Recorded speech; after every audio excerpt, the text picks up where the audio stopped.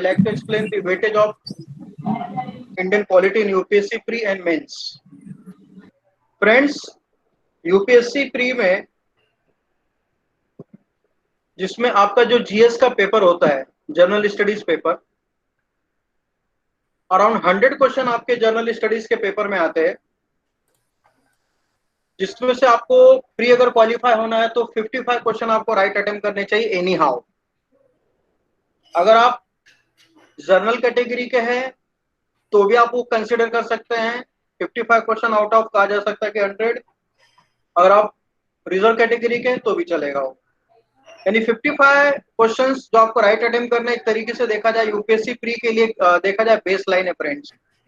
उससे प्लस ही होना चाहिए, उससे माइनस नहीं होना चाहिए।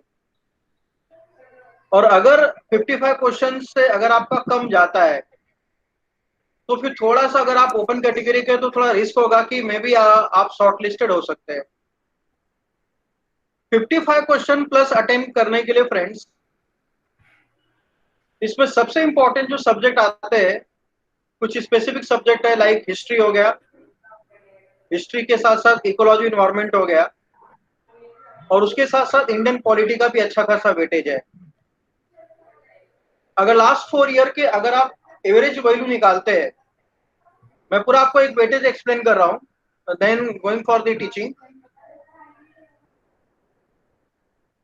इंडियन पॉलिटी का अगर आप लास्ट 4 to 5 ईयर अगर आप पेपर देखें, यूपीएससी प्री का देखिए आप, क्योंकि हमेशा ये बात ध्यान में रखना है, अगर आपको प्रिपरेशन स्टार्ट करना है यूपीएससी का और उसमें अगर आपको सक्सेस लेनी है एज सुन एज पॉसिबल, बहुत ज्यादा फर्स्ट अटेम्प्ट में, बहुत ज्यादा सेकेंड अटेम्प्ट में, तो आपको हर एक सब्जेक्ट का प्रॉपर स्ट्रेटेजी, प्रॉपर उसका वेटेज पता होना चाहिए। फ्रेंड्स, यूपीएससी प्री में इंडियन पॉलिटी का जो वेटेज होता है वो 15 to 20 क्वेश्चंस होता है, यानी 15 से लेकर 20 क्वेश्चन आते हैं। किसी भी फाइनेंस ईयर में देखा जाए तो 15 क्वेश्चन से कमीशन ने कम नहीं पूछा है, और कभी कभार उन्होंने 20 प्लस क्वेश्चन पूछे हैं।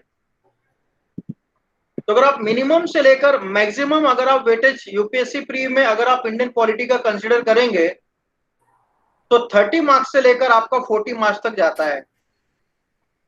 अगर 15 क्वेश्चन आए 30 मार्क्स, 20 क्वेश्चन आए तो 40 मार्क्स, यानी अपने आप में ये पर्टिकुलर टॉपिक या पर्टिकुलर सब्जेक्ट एक अच्छा वेटेज रखता है आपको यूपीएससी में सक्सेस दिलाने के लिए।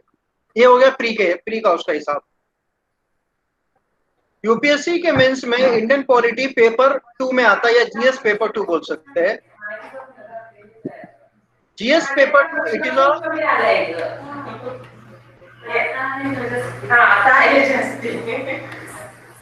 GS paper 2 it is a combination of Indian polity and international relation and organization। यानी जीएस पेपर 2 जो 250 मार्क्स का होता है उसमें आपका इंडियन पॉलिटी प्लस देखा जाए तो इंटरनेशनल रिलेशन एंड ऑर्गेनाइजेशन। तो मेंस के अकॉर्डिंग अगर आप इंडियन पॉलिटी और आईओ को अगर आप इक्वली डिवाइड करें तो 125 का वेटेज आ जाता है। लेकिन कमीशन किसी भी पेपर में सब्जेक्ट्स के वेटेज को इक्वल नहीं रखता। किसी पर्टिकुलर फाइनेंस ईयर में अगर इंडियन पॉलिटी से अगर 125 मार्क्स का क्वेश्चन पूछा है, किसी पर्टिकुलर फाइनेंस ईयर में अगर कमीशन ने अगर किसी भी सब्जेक्ट का अगर हम इंडियन पॉलिटी की बात करेंगे तो 125 का पूछा है, तो हो सकता है कि 125 ज्योग्राफी का आ जाए। लेकिन ऐसा नहीं होता है फ्रेंड्स, किसी पर्टिकुलर सब्जेक्ट का वेटेज सेकेंड सब्जेक्ट से बहुत ज्यादा हो सकता है। यानी कि अगर मान लीजिए कि 2019 में जीएस पेपर 2 में इंडियन पॉलिटी का अगर 170 मार्क्स का क्वेश्चन आया तो डेफिनेटली आईओ कम आया है। और किसी में क्या करेंगे, जस्ट उसको अपोजिट करेंगे, किसी पर्टिकुलर फाइनेंशियल में इंटरनेशनल रिलेशन ऑर्गेनाइजेशन का वेटेज ज्यादा करेंगे और पॉलिटी का कम कर देंगे। ये इसलिए करते हैं ताकि बच्चा दोनों सब्जेक्ट को प्रॉपर तरीके से स्टडी करे। तो आपको भी वही रोड मैप फॉलो करना पड़ेगा।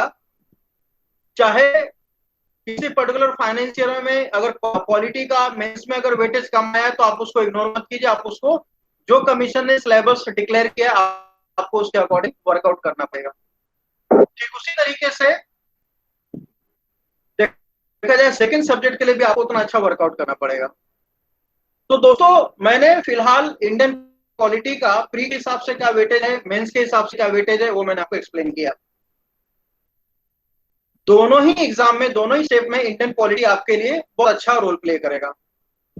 और सेकेंड थिंग है फ्रेंड्स कि ये इंडियन पॉलिटी बाकी सब सब्जेक्ट के कंपैरिजन में थोड़ा सा छोटा भी आप बोल सकते हैं, यानी इसका जो एरिया है, जो टॉपिक से थोड़े से कम है, एज कंपेयर कहा जा सकता है हिस्ट्री, एज कंपेयर कहा जा सकता है ज्योग्राफी, आपका देखा जाए तो इकोनॉमिक्स वगैरह।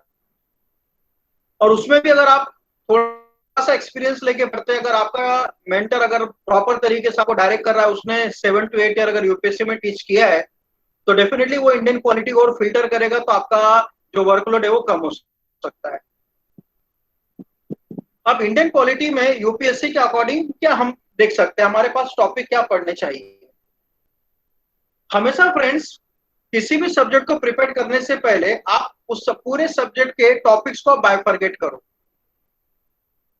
कौन सा टॉपिक या कौन सा पर्टिकुलर कहा जा सकता है कि लेसन या चैप्टर ज्यादा वेटेज का है, लास्ट 4 to 5 ईयर से सस्टेन वहां से उसके अच्छे खासे क्वेश्चन आ रहे हैं, उसकी एक लिस्टिंग कीजिए। और कौन से ऐसे टॉपिक है जो एक तरीके से देखा जाए वाइस वर्सा, किसी पर्टिकुलर फाइनेंस में उसको पूछा है, कहीं पर नहीं पूछा है। तो ये फ्रेंड्स कब हो सकता है, जब तक आप लास्ट 4 to 5 ईयर पेपर का आप एनालिसिस नहीं करेंगे प्री के लिए, मेंस के लिए, तब तक आपके प्रॉपर जजमेंट नहीं मिलेगा।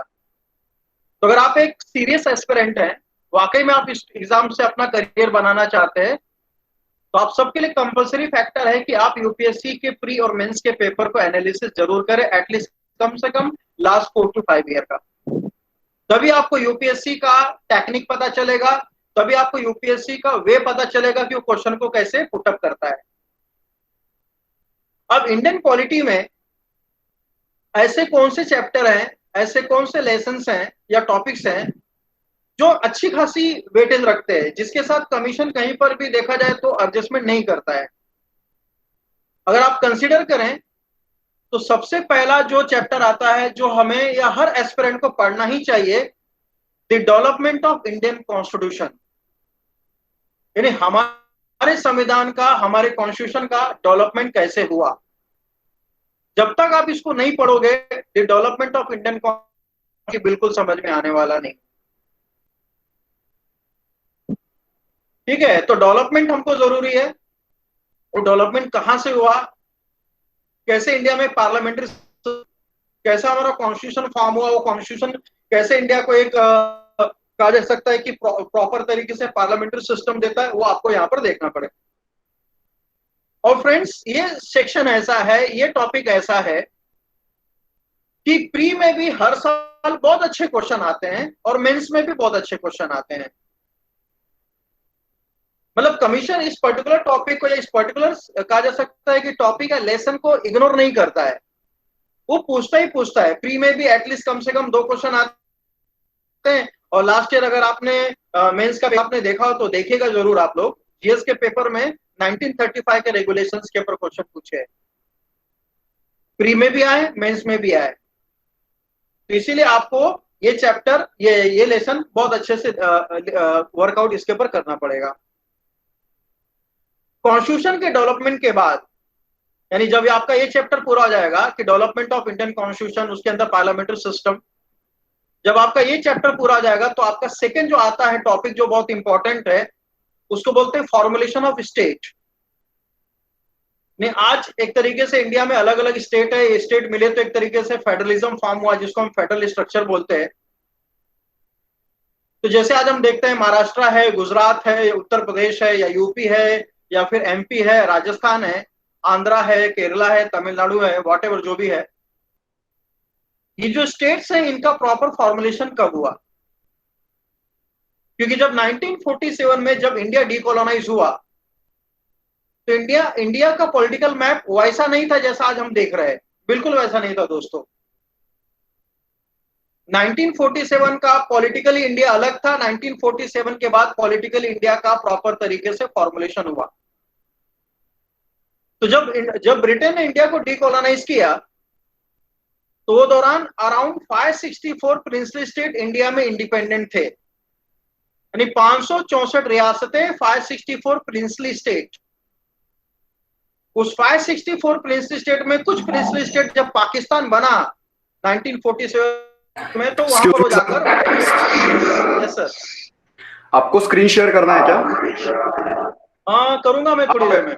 अच्छा, आपको अगर करना है तो राइट साइड में प्रेजेंट नाउ का ऑप्शन रहेगा, प्रेजेंट नाउ पे क्लिक करके योर एंटायर स्क्रीन शेयर करना है आपको, ठीक है? Present now and then your entire ये स्क्रीन। सर मैं जब मैं करना रहेगा तो बस अभी मैं ब्रीफिंग दे रहा हूँ, चलेगा मैं चलेगा फिर सर, उसके ठीक पर मैं करूंगा, क्योंकि विदाउट स्क्रीन शेयर ये टॉपिक हम नहीं समझ पाएंगे, पॉलिटी नहीं समझ पाएंगे, ठीक है चलेगा, सर। चलो ठीक है, हाँ। तो जब 1947 में जब इंडिया डीकोलोनाइज हुआ तो 564 प्रिंसली स्टेट है, उसमें कुछ स्पेसिफिक प्रिंसली स्टेट जो पाकिस्तान की बाउंड्री लाइन के आसपास थे उसमें मर्ज हो गए, और रिमेनिंग 552 प्रिंसली स्टेट वो इंडिया के फेडरलिज्म में आकर क्या हो गए, मर्ज हो गए। ये 562 प्रिंसली स्टेट का बाउंड्री लाइन कैसे बायफरगेट करना है, उसको कैसे फॉर्म करना है, इन्हीं सब चीजों को वर्कआउट करने के लिए कहा जाता है कि सरदार वल्लभ भाई पटेल ने प्रॉपर तरीके से इंडिया का यूनिफिकेशन किया। फिर उसके बाद स्टेट रीऑर्गेनाइजेशन कमीशन आई जिसने कई सारे सजेशन दिए, उस सजेशन के बेसिस पे इंडिया के कहा जा सकता है कि सब स्टेट की बाउंड्री लाइन को बनाया गया। आज भी कहा जा सकता है उस पर्टिकुलर कमीशन के सजेशन के बेसिस पे ही किसी नए स्टेट का फॉर्मुलेशन करते हैं बाउंड्री लाइन के एडजस्टमेंट के बाद। उस कमीशन का नाम था फजल अली कमीशन। तो पहला चैप्टर हो जाता है आपका development of Indian constitution. Second chapter आपका हो जाता है कि कहा जा सकता है कि फॉर्मुलेशन ऑफ स्टेट, जब राज्य बनेंगे, जब स्टेट बनेंगे तब कैसे सिटीजनशिप दी जाएगी, यानी इंडिया के सिटीजन कैसे इंडिया की सिटीजनशिप बन सकते हैं। तो थर्ड चैप्टर आपको पड़ता है सिटीजनशिप, जो आर्टिकल 5 से लेकर आर्टिकल 11 तक चलता है। फिर उसके बाद कहा जा सकता है कि इंडियन पार्लियामेंट्री सिस्टम ने सिटीजनशिप के लिए बहुत सारे एक्ट पास किए थे, जैसे 1955 का सिटीजनशिप एक्ट वगैरह आया था उसके बेसिस पे। तो पहला आपका development of Indian constitution, India के कॉन्स्टिट्यूशन का डेवलपमेंट कैसे हुआ। सेकंड आपका देखा जाए तो फॉर्मुलेशन ऑफ स्टेट। थर्ड आएगा आपका सिटीजनशिप, कैसे सिटीजनशिप दी जाती है इंडिया में, किसी नागरिक को नागरिक कब बोलेंगे, सिटीजन कब बोलेंगे। सिटीजनशिप के बाद आ जाता है आपका फंडामेंटल राइट्स, मौलिक अधिकार जिसको हम बोलते हैं हिंदी में। फंडामेंटल राइट्स के बाद देखा जाए तो directive principle of state policy. उसके बाद सेंट्रल एग्जीक्यूटिव, सेंट्रल एग्जीक्यूटिव में देखा जाए तो प्रेसिडेंट ऑफ इंडिया का रोल। उसके बाद देखा जाए पीएम का रोल। पीएम के नीचे देखा जाए तो दूसरी जो आपकी मिनिस्ट्रीज है उनके रोल, कैबिनेट लेवल के जो मिनिस्टर्स होते हैं उनके रोल, इसको हम बोलते हैं सेंट्रल एग्जीक्यूटिव। जब आप सेंट्रल एग्जीक्यूटिव कंप्लीट करेंगे तो आप स्टेट एग्जीक्यूटिव में जाएंगे, यानी राज्य सरकार है, जैसे आपका महाराष्ट्र गवर्नमेंट है, गुजरात है, तो वहां पर आपके सीएम है, सीएम के नीचे उनकी कैबिनेट मिनिस्ट्री है, वो आपका पूरा पूरा पार्ट। तो उसमें आपको गवर्नर पढ़ना पड़ेगा, रोल ऑफ गवर्नर पढ़ने पड़ेंगे। उसके बाद कहा जाता है कि रिलेशन बिटवीन दी, कहा जाता है कि स्टेट एग्जीक्यूटिव, सब आपको पढ़ना पड़ेगा। तो स्टेट एग्जीक्यूटिव होने के बाद थर्ड लेयर आता है आपका पंचायती राज यानी लोकल बॉडीज। इंडिया में लोकल बॉडीज कैसे बनी, उसका फंक्शन क्या है और कैसे कोरिलेट होती है स्टेट गवर्नमेंट से या फिर सेंट्रल गवर्नमेंट से। लोकल बॉडीज के बाद फ्रेंड्स आता है, अगला चैप्टर आता है जुडिशियल सिस्टम। इसके बाद देखा जाए तो आपके कहा जा सकता है कि इलेक्शन कमीशन का रोल आता है, फाइनेंस कमीशन का रोल आता है, ऐसे कई सारे टॉपिक आपको देखने को मिलते हैं।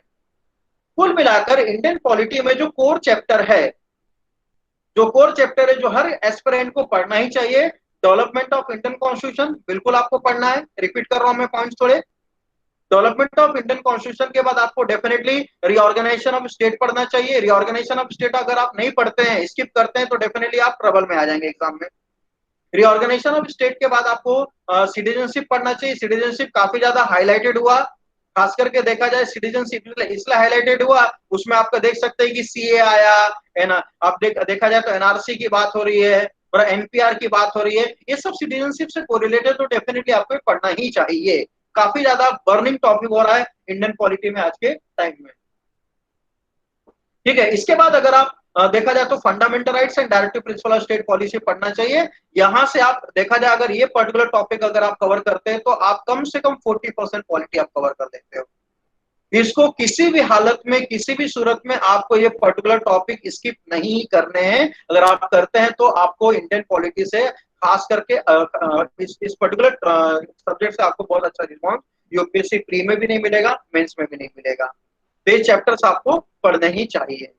इसी में से जो खास करके मैं आपके साथ जो शेयर करना चाहता हूं, जो डिस्कस करना चाहता हूं, आज के मेरे लेक्चर का एजेंडा रहेगा the development of Indian constitution. उस इंडियन कॉन्स्टिट्यूशन एक पार्लियामेंट्री सिस्टम कैसे बनी वो हम यहाँ पर डिस्कस करेंगे। तो सबसे पहले जो मैं स्क्रीन शेयर आपके साथ कर रहा हूँ कि आज के डेट का जो पार्लियामेंट्री स्ट्रक्चर है आज के डेट का, करंट टाइम का, वो कैसा है, ये स्क्रीन शेयर मैं आपके साथ कर रहा हूं।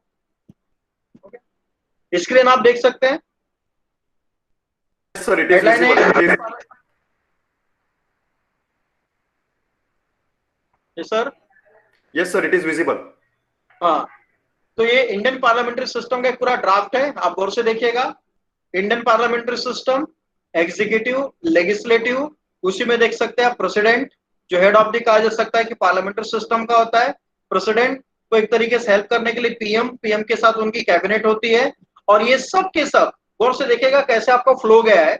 इंडियन पार्लियामेंट्री सिस्टम में सबसे जो टॉप मोस्ट जो पर्सनालिटी होती है, जो कॉन्स्टिट्यूशन पोस्ट होती है, वो प्रेसिडेंट ऑफ इंडिया, जो इनडायरेक्ट इलेक्टोरल सिस्टम से इलेक्ट होकर आते हैं, जो हेड ऑफ द स्टेट होते हैं। उसके बाद देखा जाए उसी प्रेसिडेंट को गवर्नेंस सिस्टम में हेल्प करने के लिए प्रधानमंत्री और उनकी कैबिनेट होती है।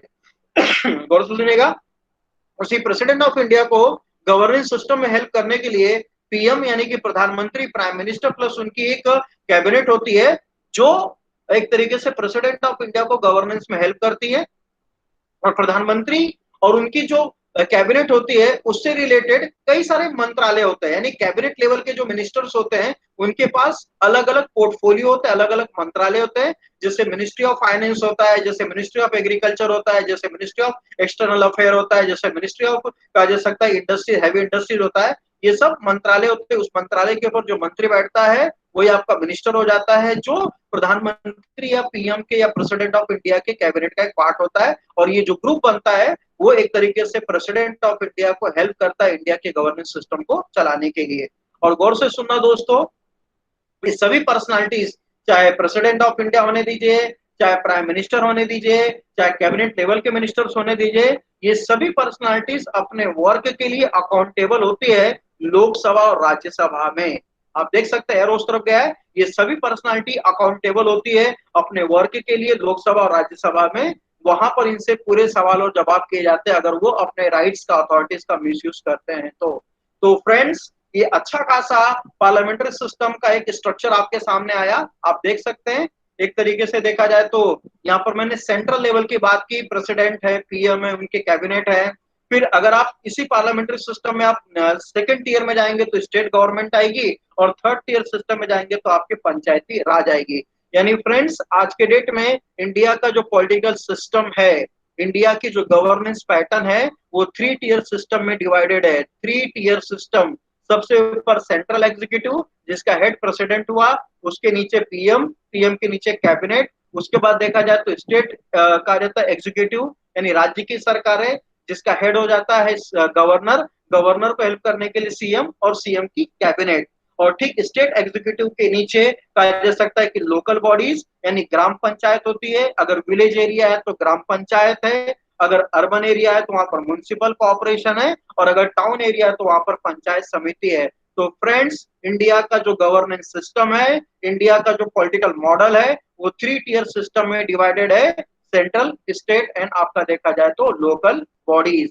इसमें प्रेसिडेंट इनडायरेक्ट इलेक्टोरल सिस्टम से आते हैं, राज्यपाल या गवर्नर जो है appointed by the president of India, ऐसा कुछ यहाँ पर चलता है, ये पूरे है। तो जैसे सेंट्रल एग्जीक्यूटिव के प्रेसिडेंट, पीएम, कैबिनेट लेवल के मिनिस्टर्स लोकसभा राज्यसभा में अकाउंटेबल होते हैं अपनी लायबिलिटीज के लिए, अपनी अथॉरिटीज के लिए, अपने वर्क ऑफ कहा जा सकता है फंक्शंस के लिए। ठीक उसी तरीके से स्टेट लेवल पर सीएम, सीएम के कहा जा सकता है कैबिनेट लेवल के मिनिस्टर, लेजिस्लेटिव असेंबली, राज्यों की विधानसभा बोलते हैं, असेंबलीज उनको कहा जाता है, वो वहां पर अकाउंटेबल होते हैं। यानी सबको अपने अथॉरिटीज का, अपने फंक्शंस का कहीं ना कहीं एक तरीके से जवाब देना पड़ता है, उसके ऊपर आंसरिंग होती है रिलेटेड हाउस में। अगर प्रॉपर तरीके से वर्क नहीं होता है तो उनके अगेंस्ट नो कॉन्फिडेंस मोशन आता है और फाइनली वहां से उनको जाना पड़ता है। तो ये पूरा का पूरा स्ट्रक्चर है, बहुत बेहतरीन पॉलिटिकल गवर्नेंस सिस्टम है इंडिया का।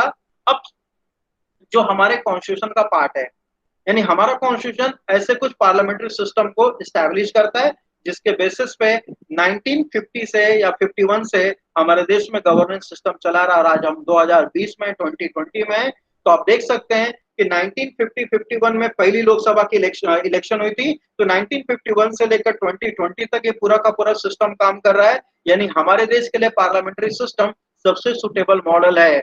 फ्रेंड्स, इंडिया के नेबरिंग कंट्रीज ऐसे हैं जिन्होंने अपने कॉन्स्टिट्यूशन को भी बदला, यानी उनको बार बार अपने कॉन्स्टिट्यूशन रिवाइज करने की जरूरत पड़ गई।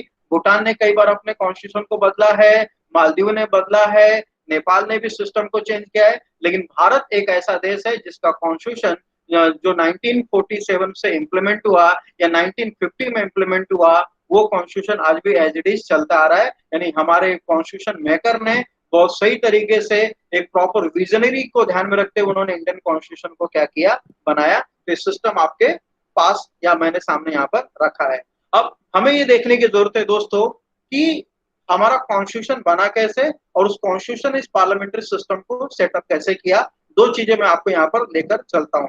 तो पॉलिटी को या डेवलपमेंट ऑफ इंडियन कॉन्स्टिट्यूशन को समझने से पहले कि हमारा कॉन्स्टिट्यूशन कैसे बना, ये पार्लियामेंट्री सिस्टम कैसे बनी, हमें थोड़ा सा बैकग्राउंड में जाना जरूरी है। ठीक है, उसके लिए मैं आपको एक दूसरा स्क्रीन शेयर कर रहा हूं। देखिए,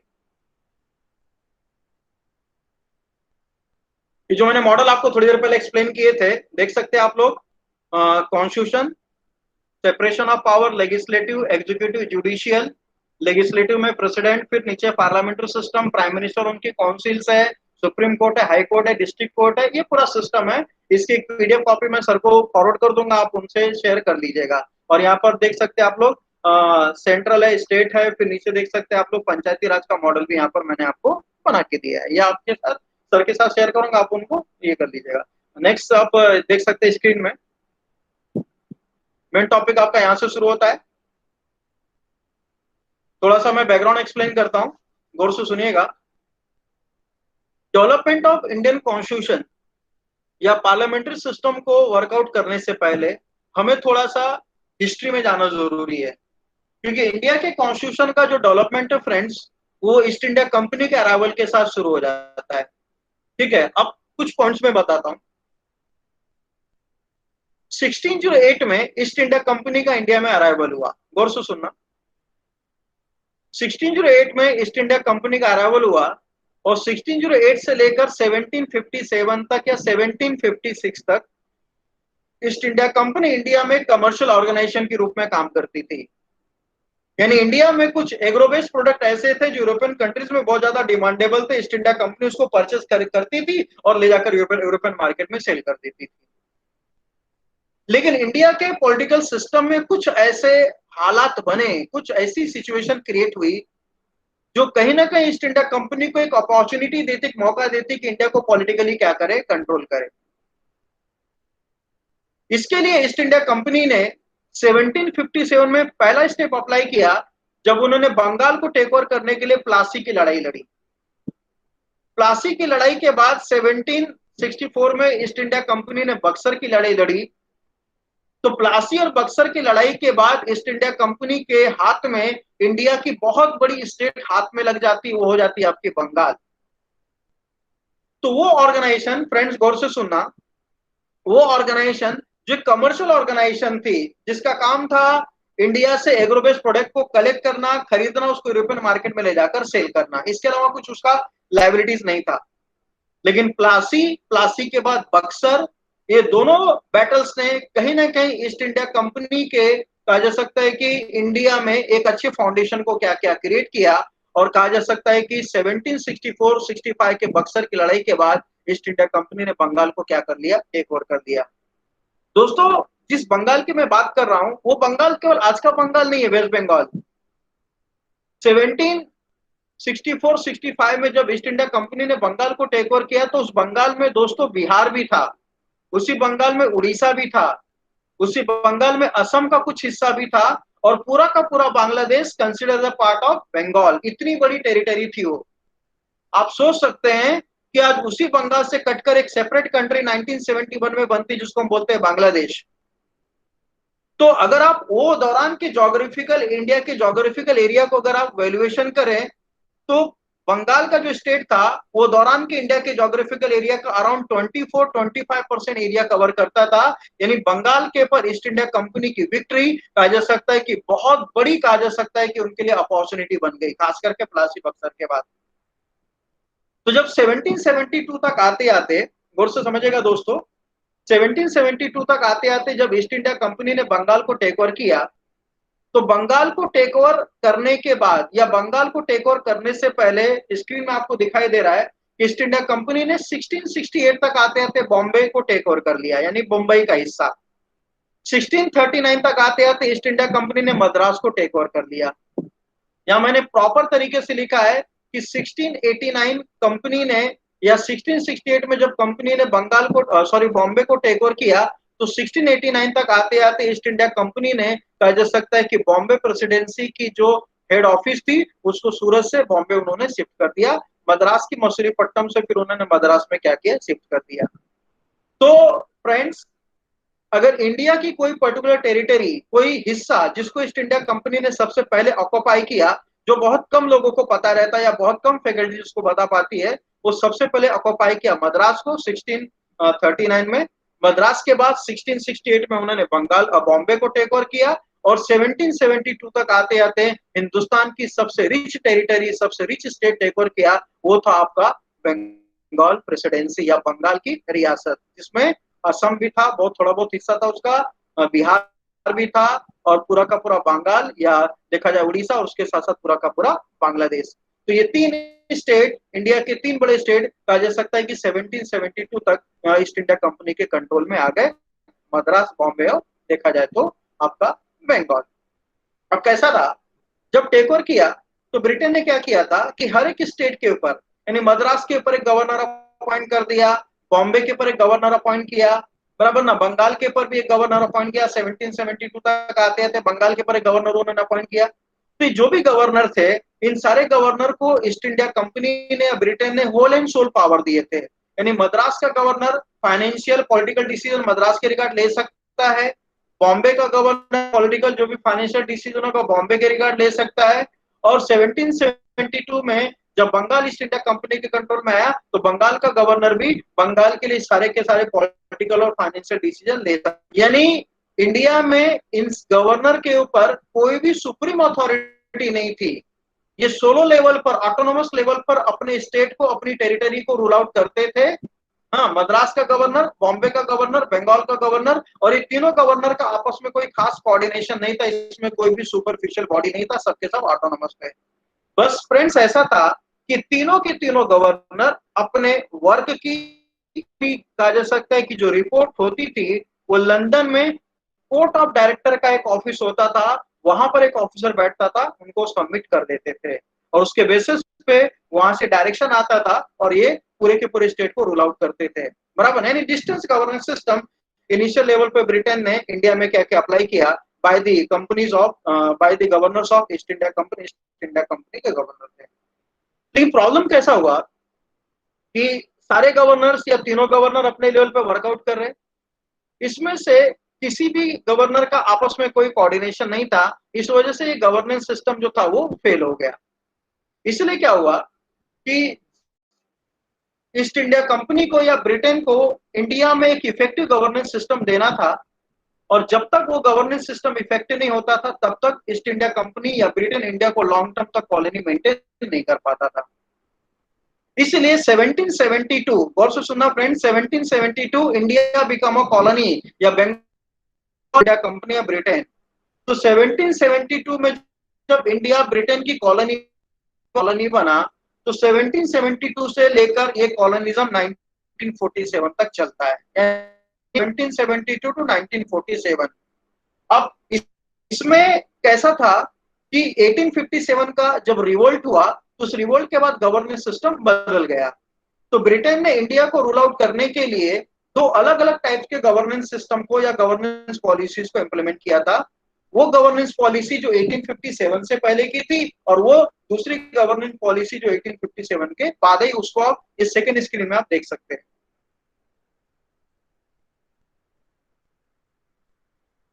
ये देखिए आप लोग, 1757 battle of Plassey, 1764 battle of Buxar, फिर ड्यूल मॉडल उन्होंने अप्लाई किया था बंगाल में जो फेल हुआ, और फाइनली ईस्ट इंडिया कंपनी ने बंगाल को डायरेक्टली कंट्रोल करना शुरू किया। ब्रिटेन ने इंडिया को दो पैटर्न पे रूल आउट किया। 1772 से लेकर 1857 तक ब्रिटेन ने ईस्ट इंडिया कंपनी के थ्रू इंडिया को रूल आउट किया, समझेगा दोस्तों। 1772 से लेकर 1857 तक ब्रिटेन ने ईस्ट इंडिया कंपनी के थ्रू इंडिया को रूल आउट किया, यानी ब्रिटेन लेजिस्लेशन वहां की पार्लियामेंट में फॉर्म करेगा, वो लेजिस्लेशन इंडिया में इंप्लीमेंट होंगे और उसी लेजिस्लेशन के according east India company India को रूल आउट करेगी।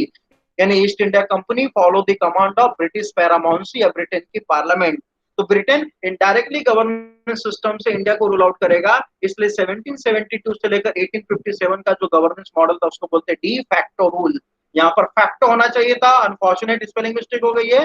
तो 1772 से लेकर 1857 तक इंडिया में जो गवर्नेंस मॉडल ब्रिटेन ने अप्लाई किया था, जो ईस्ट इंडिया कंपनी के थ्रू करते थे, उसको बोलते थे डी फैक्टो रूल। और 1858 से लेकर 1947 तक ब्रिटेन ने ईस्ट इंडिया कंपनी को इंडिया की गवर्नेंसशिप से बाहर किया और इंडिया को डायरेक्टली रूल आउट करना शुरू किया। तो 1858 से लेकर 1947 तक जो डायरेक्ट गवर्नेंस सिस्टम ब्रिटेन ने इंडिया में अप्लाई किया उसको बोलते हैं डी ज्वेर रूल। तो दो मॉडल थे इंडिया की कॉलोनिज्म में, एक आपका 1772 से लेकर 1857 तक डी फैक्टो रूल और एक आपका 1857 से लेकर 1947 तक डी ज्वेर रूल। और ये पूरे पीरियड में ब्रिटेन ने कई सारे लेजिस्लेशन फॉर्म किए जिसके बेसिस पे इंडिया को उन्होंने लॉन्ग टर्म तक कॉलोनी बनाया। जैसे मैंने यहाँ पर स्टेटमेंट लिखा है, between 1772 to 1857 British paramountcy passed various regulation to sustain India. Bharat को गुलाम बना के रखना चाहते हैं as a colony by the effective mode of governance. अच्छा शासन देकर इंडिया को लॉन्ग टर्म तक कॉलोनी बनाना है। तो आप चाहिए तो नोट कर सकते हैं, ये रेगुलेशंस की लिस्ट आप देख सकते हैं, पूरा का पूरा मैं आपके साथ शेयर करता हूँ। देखिए 1857 के रिवोल्ट से पहले 1857 के रिवोल्ट से पहले ब्रिटेन ने वहां के पार्लियामेंट में जो लेजिस्लेशन पास किया था वो देखा हमने कॉलम नंबर 1 में। पहला 1773 रेगुलेटिंग एक्ट, दूसरा 1784 पिट्स एक्ट, तीसरा 1793 इंडियन गवर्नेंस एक्ट। गौर से देखिएगा यहाँ पर टर्म्स बदल रहे फ्रेंड्स।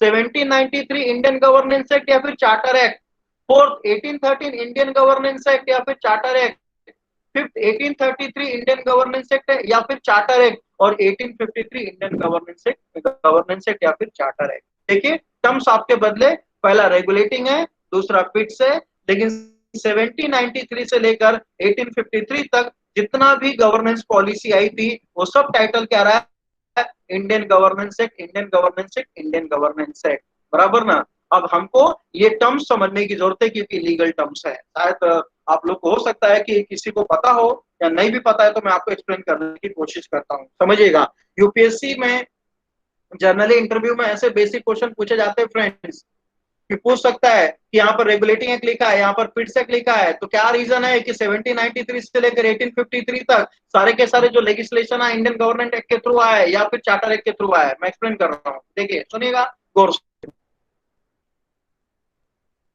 अभी ऑनलाइन सेशन में कैसा होता है दोस्तों की फंक्शन होता है, इसलिए पता नहीं चलता है, पूछने का मौका नहीं मिलता है आपको पॉइंट समझ में आए कि नहीं आए, ठीक है। लेकिन अभी क्या करें, मजबूरी है, कोविड इशू है, नहीं तो ऑफलाइन लेक्चर काफी सुटेबल होते हैं यूपीएससी के प्रिपरेशन के लिए। तभी पे मैं यहाँ पर आपको पूरी तरीके से एक्सप्लेन करने की कोशिश करता हूँ। देखिएगा 1773 से लेकर 1853 आपके सामने हैं, ऑन द स्क्रीन है। ये सारे रेगुलेशंस के थ्रू ब्रिटेन ने ईस्ट इंडिया कंपनी को डायरेक्ट किया, यानी डायरेक्शन दिया, और उसी डायरेक्शन के बेसिस पे ईस्ट इंडिया कंपनी ने इंडिया को रूल आउट किया। अब उसमें आप देख सकते हैं रेगुलेटिंग यानी कंट्रोल करना, एडवाइजर ने वहां के बनाया तो उसके नाम पर ये पिट्स एक्ट हो गया। पिट्स एक्ट आने के बाद कंटिन्यूस इंडियन गवर्नेंस एक्ट क्यों आ रहा है, क्योंकि देखिएगा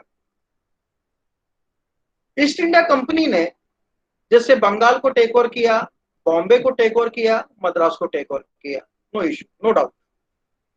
अब ईस्ट इंडिया कंपनी ने अपने बिहाफ में इनको टेक ओवर किया, लेकिन ईस्ट इंडिया कंपनी करने वाली जो ऑर्गेनाइजेशन थी वो कौन थी, ब्रिटेन की संसद थी, पार्लियामेंट ऑफ ब्रिटेन।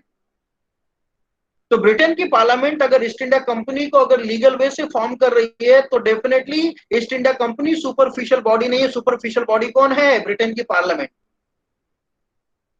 और खास करके हमेशा ये बात ध्यान में रखना कि ईस्ट इंडिया कंपनी के फॉर्मुलेशन के पीछे ब्रिटेन का कहीं पर भी ऑब्जेक्टिव नहीं था कि वो इंडिया को कॉलोनी बनाए। इंडिया में जो अनफॉर्चुनेट पॉलिटिकल सर्कमस्टेंसेस गुजरे, उस पॉलिटिकल सर्कमस्टेंसेस की वजह से ईस्ट इंडिया कंपनी ने इंडिया को अपनी कॉलोनी बना ली।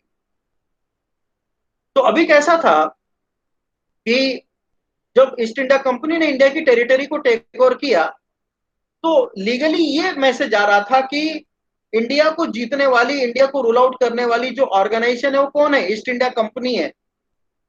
अभी तक ब्रिटेन ने कोई भी लीगल वे से कोई भी स्टेटमेंट रिलीज नहीं किया था। ब्रिटेन की पार्लियामेंट में कहीं पर भी ये लेजिस्लेशन पास नहीं हुआ था कि ईस्ट इंडिया कंपनी ने इंडिया में जो टेरिटरी टेक ओवर की है वो ब्रिटेन की प्रॉपर्टी, अभी तक वो नहीं था। तो 1773 एक जस्ट रेगुलेटिंग एक्ट था, उसके बेसिस पे थोड़े टाइम के लिए गवर्नेंस किया गया, 84 में भी किया गया। 1784 में, गौर से सुनना दोस्तों, 1784 के पिट्स एक्ट के थ्रू ब्रिटेन ने लीगली, ऑफिशियली, गौर से सुनना, 1784 के पिट्स एक्ट के थ्रू ब्रिटेन ने लीगली, ऑफिशियली एक प्रपोजल रिलीज किया, और उस प्रपोजल में यह लिखा था कि ईस्ट इंडिया कंपनी ने इंडिया में जो भी टेरिटरी टेक ओवर की है, गौर से सुनना, 1784 के पिट्स एक्ट के थ्रू ब्रिटेन ने एक लेजिस्लेशन पास किया, एक प्रपोजल पास किया संसद में, वहां की पार्लियामेंट में, और उसमें लिखा था कि ईस्ट इंडिया कंपनी ने इंडिया में जो भी टेरिटरी टेक ओवर की है, लाइक बॉम्बे हो गया, मद्रास हो गया, बंगाल हुआ, वो पर्टिकुलर टेरिटरी के ऊपर जो लीगल कंट्रोल है, जो डायरेक्ट, जो एक तरीके से रियल कंट्रोल है, वो कंपनी का नहीं है, या वो जो पर्टिकुलर टेरिटरी है वो ईस्ट इंडिया कंपनी उसकी मालिक नहीं, उसकी मालिक कौन है? ब्रिटेन की संसद, ब्रिटेन की महारानी। तो 1784 के एक्ट के थ्रू लीगली, कानूनन तौर से India become a colony of Britain, यानी 1784 में एक लीगल प्रोसीजर के थ्रू ब्रिटेन ने इंडिया को अपनी कॉलोनी डिक्लेयर किया। और से पहले वो लीगल अप्रोच नहीं था, वो मैनुअली, ओरली चलता था कि इंडिया की कुछ टेरिटरी ईस्ट इंडिया कंपनी ने कंट्रोल की है, जो ब्रिटेन के कमांड को फॉलो करती है। लेकिन 1784 में लीगल वे से कहा जा सकता है कि इंडिया जो था वो ब्रिटेन की कॉलोनी बना। इस वजह से एक मैसेज ये जाता है कि इंडियन स्टेट्स के ऊपर, ये इंडिया का वो पार्ट जिसके ऊपर ईस्ट इंडिया कंपनी कंट्रोल कर रही है या रूल आउट कर रही है, वहां पर ईस्ट इंडिया कंपनी सही मायनों में जिसके कमांड को फॉलो कर रही है, वो कमांड किसका है? ब्रिटेन की पार्लियामेंट का। यानी ब्रिटेन की पार्लियामेंट ईस्ट इंडिया कंपनी के थ्रू इंडिया को रूल आउट कर रही है। इसलिए 1793 से लेकर 1853 तक जितने भी लेजिस्लेशन पास हुए, उन सब के साथ जो एक्ट आया, Indian governance act, Indian governance act, Indian governance act. यानी इंडियन गवर्नेंस एक्ट का मतलब होता है भारत शासन अधिनियम। यानी इस एक्ट के थ्रू ब्रिटेन ये लीगली कहने की कोशिश कर रहा है कि हिंदुस्तान के उस पर्टिकुलर स्टेट के ऊपर, इंडियन उस पर्टिकुलर स्टेट के ऊपर ब्रिटेन का रूल है, ना कि किसी और का। इसलिए 1793 से लेकर 1853 तक जितने भी कानून आए वो इंडियन गवर्नेंस एक्ट के थ्रू आए, जो इंडिकेट करते हैं कि इंडियन टेरिटरी जिसको ईस्ट इंडिया कंपनी ने टेक ओवर किया है, वो सही मायनों में वो गवर्नेंस कौन कर रही है? ब्रिटेन। ऐसा देखने में आता है। ठीक है, ये आपका पहला क्लाउज आया। 1857 का रिवोल्ट हुआ। 1857 के रिवोल्ट ने ईस्ट इंडिया कंपनी की गवर्नेंस इफिशिएंसीज के ऊपर सवाल लगा दिए, और उसी ग्राउंड के बिहाफ में ब्रिटेन ने ईस्ट इंडिया कंपनी को इंडिया की गवर्नेंस अथॉरिटी से बाहर किया, और ब्रिटेन ने डायरेक्टली इंडिया को रूल आउट करना शुरू किया। 1858 के डिक्लेरेशन के थ्रू ब्रिटेन की क्वीन ने, ब्रिटेन की महारानी ने, या ब्रिटेन की संसद ने ये एक प्रेस रिलीज किया कि आज से इंडिया को डायरेक्टली ब्रिटेन रूल आउट करेगा, ईस्ट इंडिया कंपनी अब किसी भी तरीके से इंडिया के गवर्नेंस सिस्टम का हिस्सा नहीं रहेगी। इसके बाद देख सकते हैं आप लोग 1861 इंडियन काउंसिल एक्ट, उसके जस्ट बाद 1892 इंडियन काउंसिल एक्ट, उसके बाद 1909, आप इसको इंडियन एक्ट भी बोल सकते हैं। जिस बंदे ने इसको बनाया उनका नाम था मॉर्ले मिंटो, तो इन्होंने इसको नाम पर आ गया मॉर्ले मिंटो रिफॉर्म, आप इसको इंडियन काउंसिल एक्ट भी बोल सकते हैं। 1919 इसको फॉर्म करने वाले मार्टिन चेम्सफोर्ड साहब थे, इसलिए उनके नाम पर आ गया, आप इसको इंडियन काउंसिल एक्ट भी बोल सकते हैं। और 1935 इंडियन गवर्नेंस एक्ट, भारत शासन अधिनियम। ठीक है, अब यहाँ पर भी देखिए जो लीगल टर्म है बदल रहा है, वहां पर गवर्नेंस एक्ट है और यहाँ पर काउंसिल एक्ट है। इसके पीछे भी एक रीजन है, रीजन ये था, गौर से सुनना, ये पूरे के पूरे जो लेजिस्लेशन थे, रेगुलेटिंग एक्ट से लेकर गवर्नमेंट एक्ट तक, ये पूरा जो सिस्टम उन्होंने 1773 से लेकर 1857 तक ईस्ट इंडिया कंपनी ने ब्रिटेन इंडिया में जो सेटअप किया था, जो सिस्टम सेटअप किया था, जो गवर्नेंस मॉडल उन्होंने सेटअप किया था, इस पूरे गवर्नेंस सिस्टम में ब्रिटेन ने या फिर ईस्ट इंडिया कंपनी ने कभी भी इंडियन कम्युनिटी का सपोर्ट नहीं लिया था।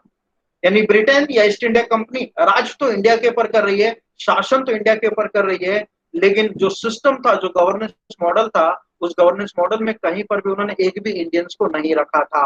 Not a single Indians consider as a member of, कहा जा सकता है कि काउंसिल ऑफ गवर्नर जनरल। यानी 1773 से लेकर 1857 तक कहा जा सकता है कि ईस्ट इंडिया कंपनी ने या ब्रिटेन ने इंडियंस को इंडिया के गवर्नेंस सिस्टम से बाहर रखा था, यानी उनका कोई भी रोल नहीं था।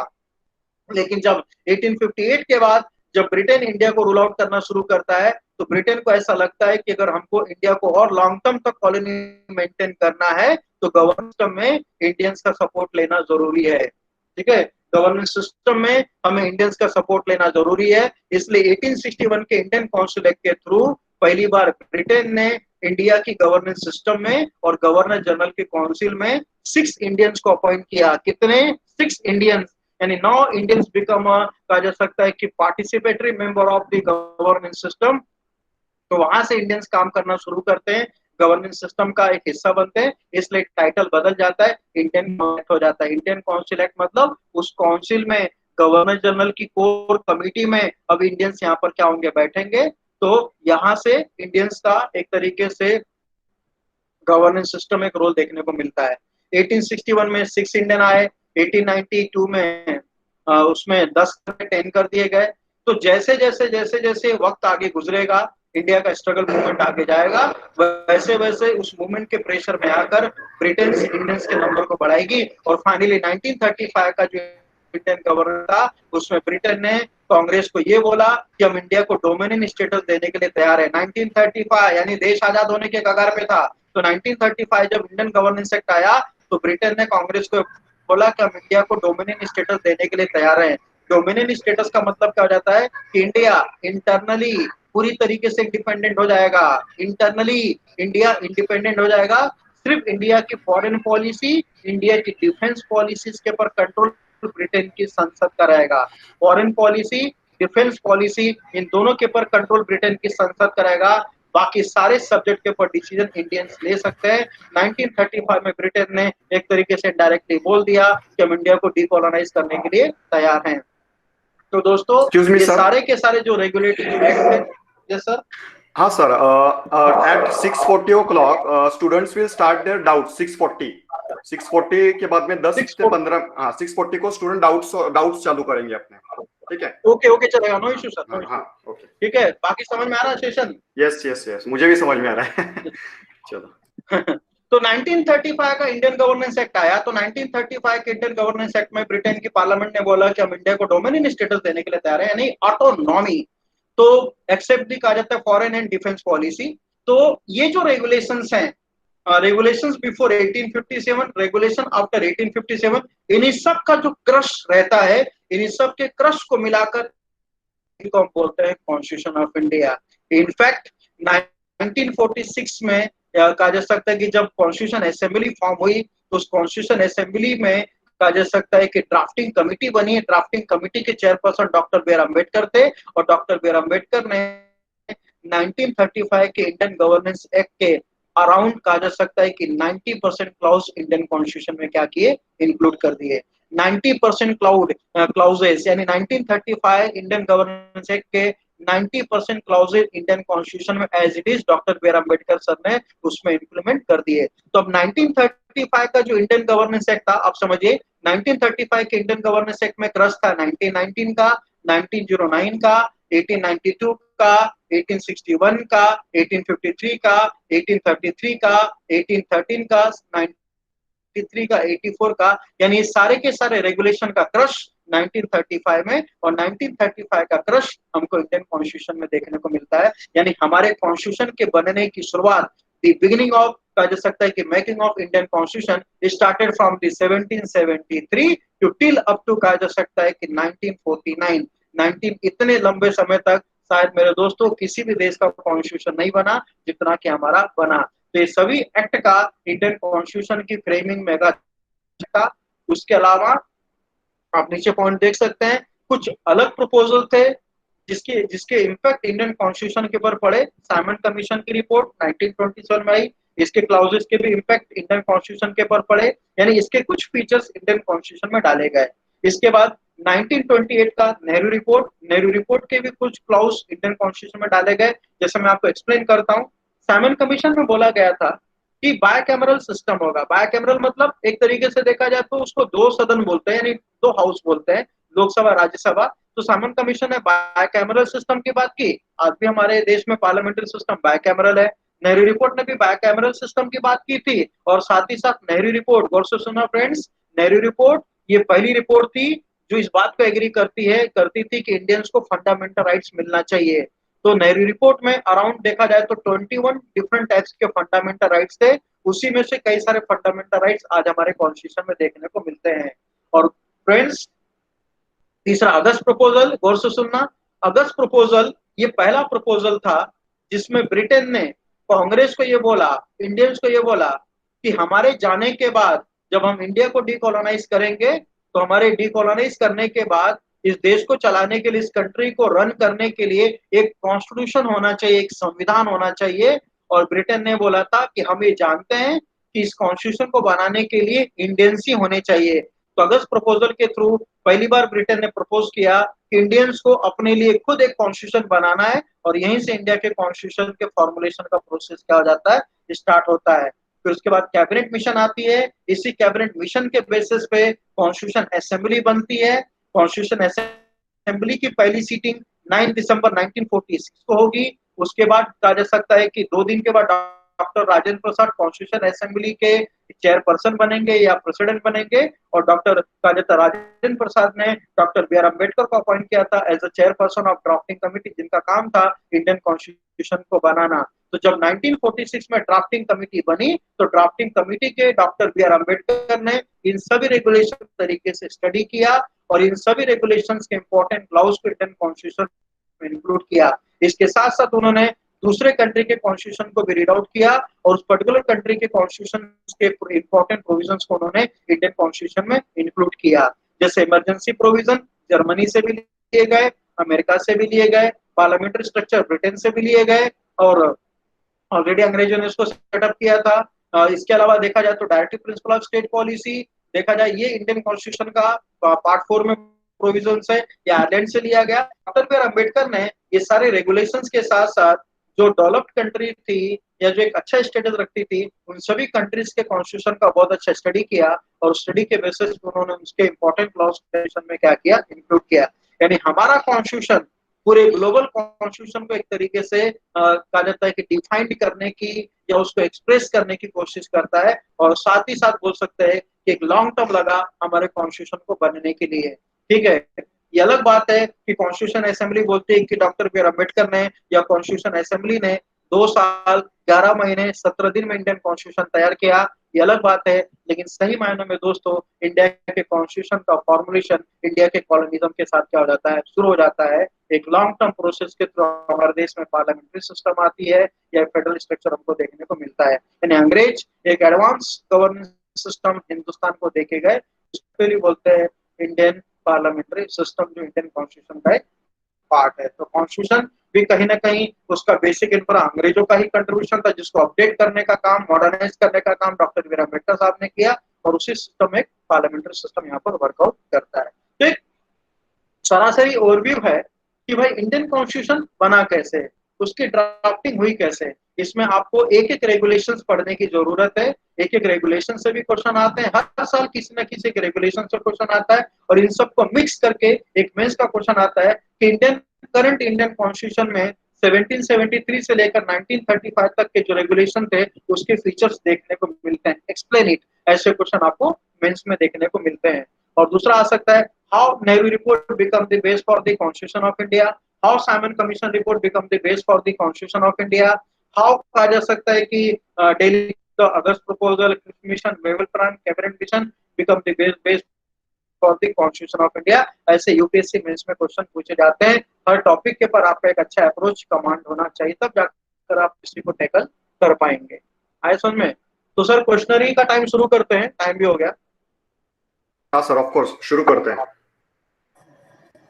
Yes students, now you can ask the doubts. आज जो भी सर ने बताया है, आपने कुछ पॉइंट्स लिख के रखे होंगे, तो you can ask your doubts to sir. Polity के बारे में पूछो, जनरल यूपीएससी जीएस के बारे में पूछो, यू कैन आस्क। अपना डाउट सॉल्विंग सेशन 10 से 15 मिनट तक चलेगा अपना, ठीक है? You can ask now. Hello sir. Yes ma'am बोलिए। हाँ सर, आपने थोड़ी देर पहले बताया कि 1919 और फिर 1935 में उन्होंने बोला कि आप इंटरनली फ्री हो जाएंगे।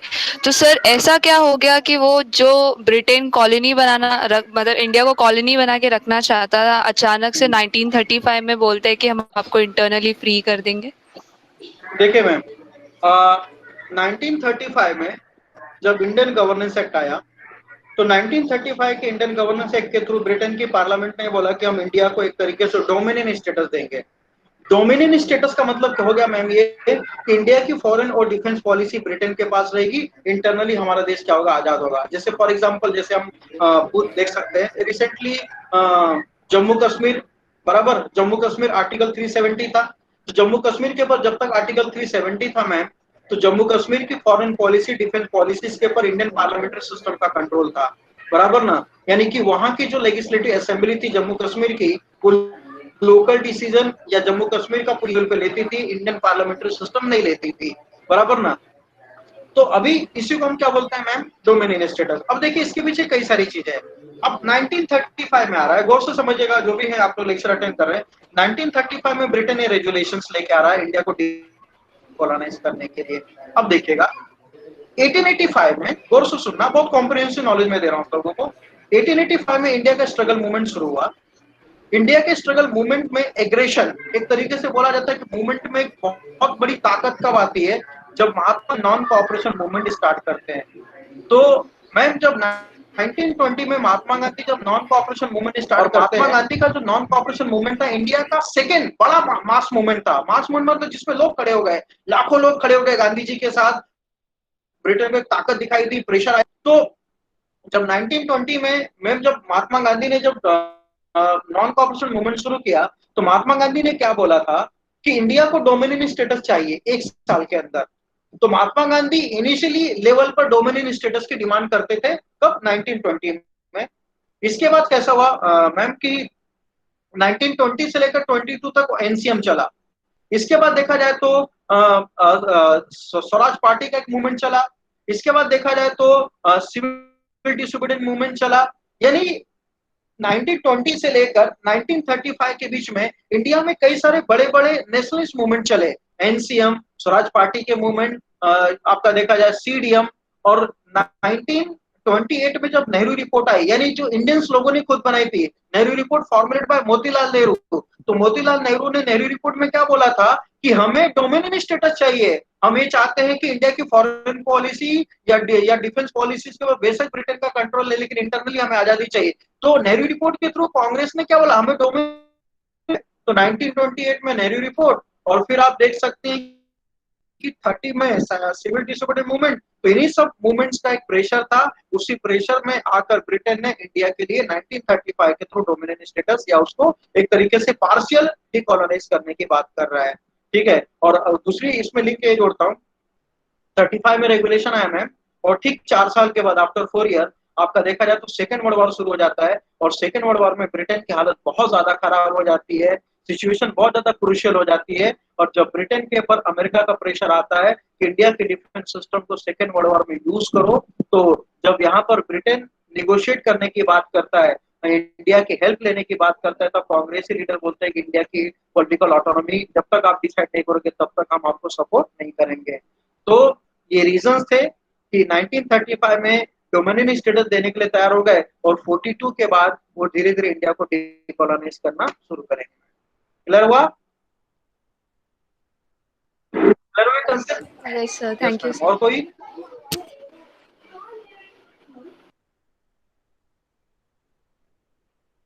और कोई? Someone else?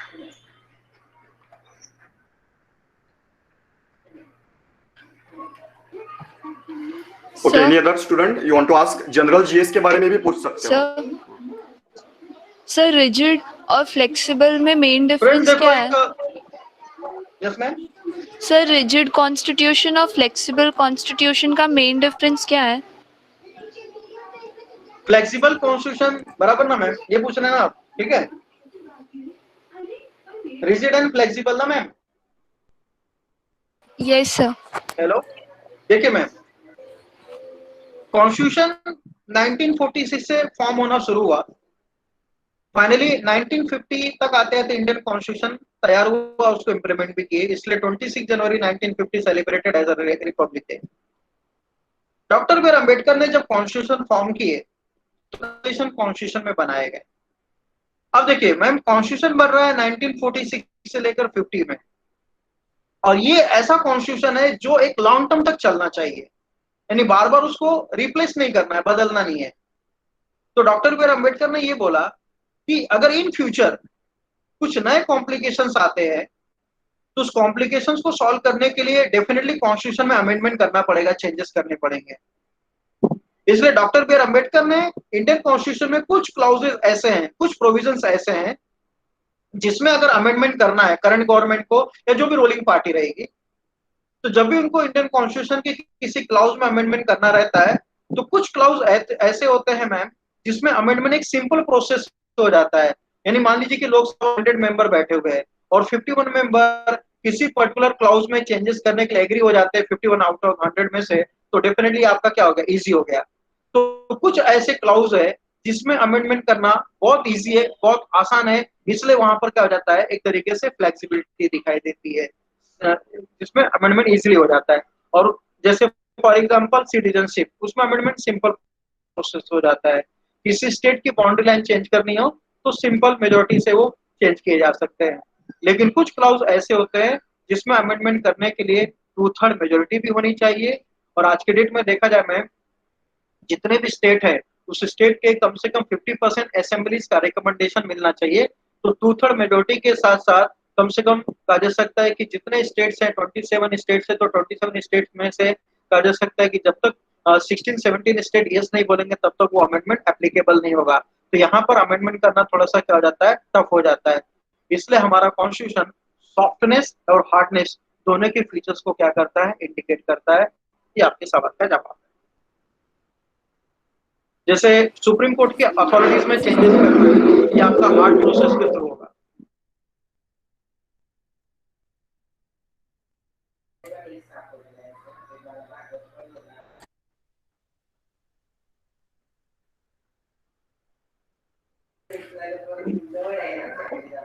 Okay. Any other general GS question you want to ask to sir? कोई भी जनरल GS का क्वेश्चन पूछना है तो वो भी पूछ सकते चलेगा सर। हाँ, नो इशू। हाँ, यस सर। नहीं, वही स्टूडेंट को बोल रहा हूँ, if they want to ask any general GS question you can also ask. 5 minutes अभी हमारे बाकी है। Okay, and apart from that मैंने एक लिंक भेजा है आपको आपके चैट बॉक्स में, वो लिंक आपको फिल करना है। ठीक है, you need to fill that link. मैं एक सजेशन दूंगा कि प्रिपरेशन, अगर आप रियली में यूपीएससी एस्पिरेंट हैं और वाकई में इस एग्जाम के थ्रू आप अपना करियर डेवलप करना चाहते हैं ना, तो कॉम्प्रिहेंसिव प्रिपरेशन करो आप लोग। पर्टिकुलर किसी इंसिडेंट को दूसरे इंसिडेंट के साथ लिंक करो, बराबर ना। पॉलिटी का कोई एक चैप्टर है उसको दूसरे चैप्टर के साथ लिंक करो। चैप्टर छोड़ दीजिए, आपको सब्जेक्ट भी लिंक करना रहेगा। आज के सेशन में मैंने मॉडर्न हिस्ट्री और इंडियन कॉन्स्टिट्यूशन को लिंक किया है। तो ऐसा एक आपका लिंकेज होना चाहिए, आपको एक ऐसा अप्रोच डेवलप करना है इस एग्जाम को टैकल करने के लिए, क्योंकि यूपीएससी का आज के डेट में जो पैटर्न है, जो नेचर है, वो काफी बदला हुआ है। सीधा सीधा रट्टा मार के जाने वाले बच्चे आज के डेट में यूपीएससी क्रैक नहीं कर सकते। इसलिए आप कॉम्प्रिहेंसिव लेवल पे प्रिपरेशन स्टार्ट करो दोस्तों, आपके पास टाइम बहुत अच्छा है। अगले साल के एग्जाम के लिए आपके पास नेट 12 to 15 मंथ है। तो अगर वाकई में आप अपने करियर को अच्छा करना चाहते हो तो बहुत अच्छे से आप इस प्रिपरेशन को लीड कीजिए। इसके साथ कोई भी एक तरीके से मजाक मत कीजिएगा। अगर आप उसको मजाक करेंगे तो फिर एग्जाम आपका क्रैक नहीं होगा। इसलिए पॉजिटिव एटीट्यूड के साथ, सीरियसनेस एटीट्यूड के साथ एग्जाम को जस्टिफाई करने की कोशिश कीजिए आप। Sir one more thing I want to ask. Yes sir. That student का जो ड्रॉप आउट रेशो है, मतलब पहले बहुत इंटरेस्ट रहता है उनको, रिजल्ट वगैरह आ जाते हैं एमपीएससी यूपीएससी के, मोटिवेशन हो जाता है उनको, और उसके बाद में थोड़ा 1-2 महीने चले जाते हैं, अब वो थोड़ा सब्जेक्ट्स देखते हैं, उसके बाद में उनका मोटिवेशन मॉरल डाउन हो जाता है। So how to sustain that moral? इसके पीछे 2 रीजन है सर। अगर प्री किसी भी बच्चे, एक तो कैसा रहता है कि आपकी जो टीम है, ठीक है, आपके पास टीम बहुत अच्छी है सर, आपकी जो टीम है वो टीम आपके बच्चों के या आपके स्टूडेंट के कहा जा सकता है कि उनके मोटिव्स को, उनके ऑब्जेक्टिव्स को बरकरार रखना चाहिए। ठीक है, एक तो ये फैक्टर होता है, यानी जो एग्जाम पूछ रहा है उसके हिसाब से आपका एक तरीके से टीचिंग होना चाहिए बच्चे लोग के लिए, एक तो ये फैक्टर होना जरूरी है। दूसरा, प्री और मेंस की प्रिपरेशन एक साथ करनी चाहिए। ओके ओके सभी दोस्तों गौर से सुनो कि प्री और मेंस का प्रिपरेशन आप एक साथ करो। आप उसको बायफरगेट मत कीजिए कि प्री अलग से मैं पढ़ू मेंस अलग से पढ़ू ना, ऐसा मत कीजिए। तो बहुत सारे बच्चे क्या करते हैं सर कि साल भर प्री पढ़ते रहते हैं, क्वालिफाई हो जाते हैं, मेंस के लिए टाइम नहीं मिलता, फिर वो डिमोटिवेट हो जाते हैं। ओके तो आपके पढ़ने का जो स्ट्रेटेजी होना चाहिए वो प्री प्लस मेंस होना चाहिए, दोनों के हिसाब से आप पढ़ना शुरू करो। क्योंकि अगर मान लीजिए प्री और मेंस दोनों साथ में पढ़ रहे, प्री दिए सिलेक्ट हो गए, मेंस के लिए मुश्किल से 1 महीने का गैप होता है, लेकिन आप रेडी है तो आप एक पॉजिटिव एटीट्यूड के साथ आप जाकर एग्जाम दोगे, यानी खाली आपको रिवीजन करना है। तो यहाँ पर थोड़ा सा इनिशियल लेवल पे बच्चे जो स्ट्रेटजी फॉलो करते या अडॉप्ट करते वो थोड़ा सा रॉन्ग हो जाता है, इसलिए डिमोटिवेट हो जाते हैं। तो मेंटर आपका अच्छा होना चाहिए, उसका teaching as per the exam होना चाहिए। और फ्रेंड्स, आप प्री और मेंस दोनों को पैरेलल लेके चलो। ज्यादा आप राइटिंग करो, रट्टा कम मारो, राइटिंग ज्यादा करो। यूपीएससी मेंस में क्वेश्चन कैसे आ रहे हैं 4 साल के पेपर देखकर आप अंदाजा लगाइए, उसके हिसाब से आप पढ़ना शुरू कीजिए, डेफिनेटली आप पॉजिटिव बने रहोगे। ओके ठीक है, बीच में ब्रेक लेना चाहिए। मान लीजिए कि 3 महीने का आपने लगातार कंसिस्टेंट स्टडी किया, बहुत अच्छा परफॉर्मेंस आ रहा है, 5 दिन का ब्रेक ले लो, घूम फिर कर आ जाओ। तो ऐसा करिए ताकि आपकी एनर्जी, आपका मोटिवेशन बना रहे। बाकी सर ऐसा कुछ भी नहीं होगा, अगर वे बराबर है तो कोई इशू नहीं है, 1 साल में बच्चा रिजल्ट दे देगा। ओके दूसरी चीज ये है कि सर साइकिल के हिसाब से पढ़ाई कैसे करना चाहिए, जैसे कि जून जुलाई में साइकिल एंड पढ़ाई का आप थोड़ा बता सकते हो, pre mains interview and UPSC का साइकिल, प्रीलिम मेंस इंटरव्यू के accordingly how they should study, मतलब मेंस का कब पढ़ना चाहिए, प्री का कब, और ऑप्शनल सब्जेक्ट्स वगैरह कब, लैंग्वेज का कैसे। जी जी। Last question. 2 चीज है। अभी जैसे जस्ट अभी यूपीएससी जो 2021 में देने वाले हैं, वो एस्पिरेंट अभी प्रिपरेशन स्टार्ट कर रहे हैं। इसमें कैसा रहेगा कि जितने भी सब्जेक्ट है, हिस्ट्री, ज्योग्राफी, पॉलिटी, सबसे पहले आप बैठकर पिछले 4 साल का, 5 साल का पेपर निकालिए, मेंस का भी प्री का भी। वो पेपर आप समझने की कोशिश कीजिए, नहीं समझ में आता है तो आप बच्चे लोग को बोले, पूछे हमसे। तो पहले आप पेपर को निकालकर सब्जेक्ट को एक बार वैल्यूएशन कीजिए, समझने की कोशिश कीजिए कि उनका क्या लेवल है क्वेश्चन पूछने का। एक तो ये हो गया। ये होने के बाद 2 या 3 दिन में आपको ये एनालिसिस कंप्लीट करना है। ये होने के बाद जो भी सब्जेक्ट है उसका बेसिक कंसेप्ट समझने की कोशिश करें बच्चे लोग। जैसे हिस्ट्री है, हिस्ट्री का एनसीईआरटी पढ़े। लेकिन सर क्या हो जाता है, बच्चे एनसीईआरटी कहाँ से पढ़ना शुरू करते हैं, कुछ बेवकूफ लोग ये सजेशन देते हैं कि छठवीं से पढ़ो, नहीं, उसकी कोई जरूरत नहीं है। बच्चे लोग को एनसीईआरटी पढ़नी चाहिए बहुत ज्यादा 10th 11th या 12th या 11th या 12th की। 6th टू अगर 12th एनसीईआरटी पढ़ना शुरू करेंगे तो सर 6-7 महीना उस एनसीईआरटी पढ़ने में निकल जाएगा बच्चे का। तो बहुत ज्यादा आप 11th और 12th की एनसीईआरटी पढ़िए, चाहे हिस्ट्री की हो चाहे ज्योग्राफी की। और एनसीईआरटी है क्या, एनसीईआरटी खाली ज्योग्राफी और हिस्ट्री के लिए एप्लीकेबल है, बाकी सब्जेक्ट के लिए एनसीईआरटी का है। तो बाकी सब सब्जेक्ट के लिए जैसे इकोनॉमिक्स हो गया, उसके बेसिक लेक्चर्स बच्चे लोग को देने जरूरी है। क्योंकि जब तक इकोनॉमिक्स हो गया या आपका देखा जाए तो इंटरनेशनल रिलेशन हो गया, इसके लिए कोई बेसिक बुक्स अवेलेबल नहीं है, इसके लिए बेसिक लेक्चर्स की जरूरत है। तो बेसिक लेक्चर बहुत ज्यादा 2 या 3 बेसिक लेक्चर में बच्चों के कंसेप्ट क्लियर कर देंगे, तो उसके बाद बच्चा जो है उसको एक रेफरेंस बुक को पढ़ना उसको चाहिए और क्वेश्चन आंसर की राइटिंग करना चाहिए। तो ये एक उनका एक साइक्लिक प्रोसेस होना चाहिए। तो जब मान लीजिए कि बच्चा मेंस की प्रिपरेशन कर रहा है तो उसमें से कोई फैक्ट्स पॉइंट आ गया, उसको अलग लिख ले, प्री के लिए हो जाएगा, और जो क्वेश्चन आंसर राइटिंग कर रहा है मेंस के लिए हो जाएगा। सिंपल, कुछ नहीं है सर। बच्चे क्या करते हैं ना, 10 लोग से पूछते हैं, 10 लोग अपनी आइडिया शेयर करते हैं, इसमें बच्चा भटक जाता है। सिंपल प्रोसेस है यूपीएससी को लीड करने के लिए। 4 साल का पेपर देखिए, एनालिसिस कीजिए, पेपर के क्वेश्चंस के लेवल को समझिए, बेसिक कंसेप्ट एनसीईआरटी से क्लियर कीजिए और रेफरेंस बुक के थ्रू पढ़ना शुरू कीजिए और क्वेश्चन आंसर लिखना शुरू कीजिए। नथिंग, इसके अलावा कुछ करना ही नहीं है sir. Thank you sir very much, आज का session is ending over here, and thank you very much, आपने बहुत अच्छे तरीके से गाइडेंस किया। एंड स्टूडेंट्स, आपको एक मैंने लिंक भेजा है चैट बॉक्स में, just fill that link and we will meet in the upcoming lectures. जो भी शेड्यूल है मैं बताऊंगा, कुछ चेंज रहेगा तो मैं आपको कन्वे कर दूंगा, ठीक है। Okay, so we are ending meeting here, thank you very much. Thank you sir.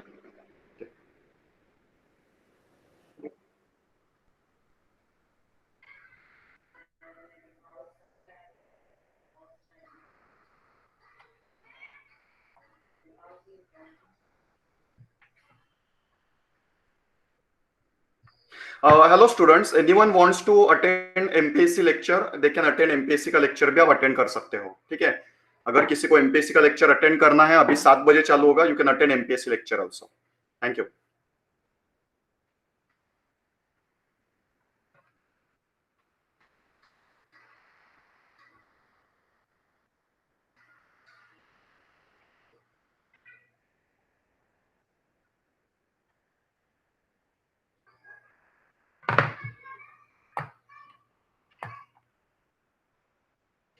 So we are ending, मैं यहाँ पे एंड कर रहा हूँ। एमपीएससी के लिए दूसरा जो लिंक भेजा है वहां से आप लॉग इन करो, अभी मैं वो लिंक ओपन कर रहा हूँ। Thank you.